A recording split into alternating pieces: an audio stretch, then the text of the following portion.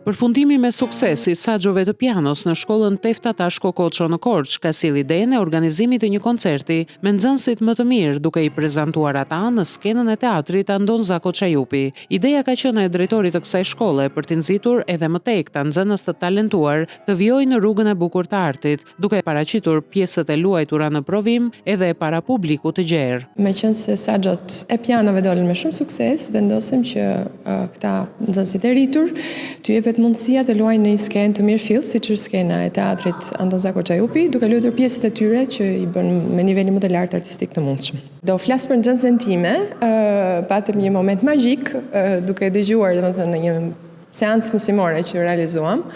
Mua më mbushën sytë me lot, që nuk më ndodh shumë shpesh.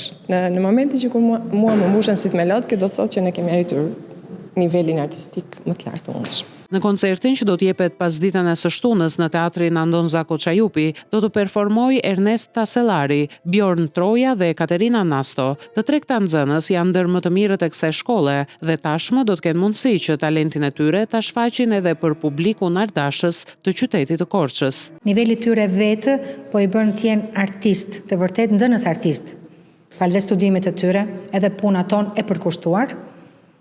Dhe këto dalja sa më shumë në skenë, ata do të përballojnë me jetën artistike. Pjesa e koncertit të së shtunës do të jetë edhe një pjesë e luajtur nga nxënësit e klasës së parë të së njëjtës shkollë, të cilët edhe pse të vegjël janë duke shfaqur talentin e tyre që në këto muaj të parë të studimeve.